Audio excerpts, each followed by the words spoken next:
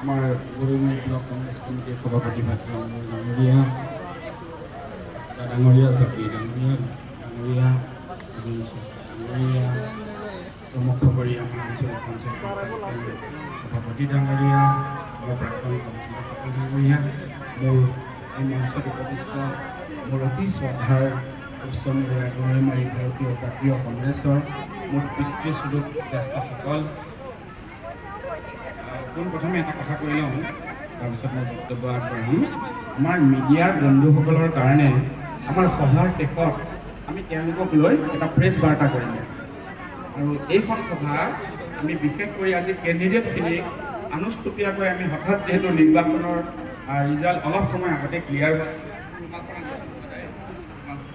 নিৰ্বাচনৰ result complete হ'ল, গতিকে আমি এটা আনন্দ মনেৰে আমি গোটেইখিনিক লৈ ৰাজীৱ ভৱনৰ প্ৰাংগণলৈ আহিলোঁ।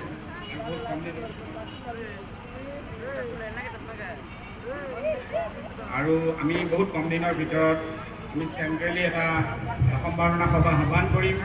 আমাৰ য'ত জিলা পৰিষদ, কাউন্সিলৰ, আমাৰ 110টা আমাৰ যিমান ৱাৰ্ড মেম্বাৰ আমাৰ নিৰ্বাচিত হৈছে সকলোকে লৈ আমি এটা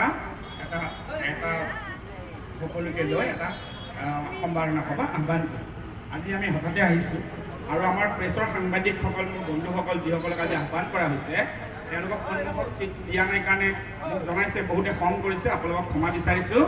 কাৰণ আজি আপোনালোকে আশীৰ্বাদ দিব লাগিব, যিসকলে আজি জিকি আহিছে। আমি আজি সভাৰ আগৰ পৰা এনেকুৱা সভা ব্যৱস্থা নাই কৰা আৰু বিশেষ কৰি আমাৰ এই সভা শেষত আমি বিশেষ কৰি সাংবাদিক বন্ধুসকলৰ লগত আমি ইয়াতে মিলিত হ'ম আৰু কেৱল তেতিয়া সাংবাদিক বন্ধু আৰু আমাৰ ইলেক্টেড PRI-খিনিয়ে লগত থাকিব।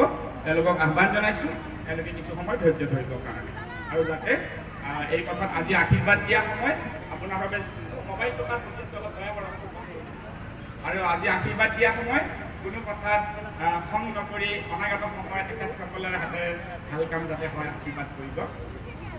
আমাৰ মাজত আজি গৰৈমাৰী জিলা পৰিষদৰ সদস্যা আছমিনা হক চৌধুৰী ডাঙৰীয়ানী 31,594টা ভোট পাই তেওঁ আজি গৰৈমাৰী জিলা পৰিষদ সদস্য হ'ল। হজৰত আলী লিটিল ডাঙৰীয়া উচ্চমৰীয়া আমাৰ জিলা পৰিষদত তেখেতে প্ৰায় 27,000 কম বেছি পৰিমাণ পাইছে, কিমান 27,000 ভোট লাভ কৰি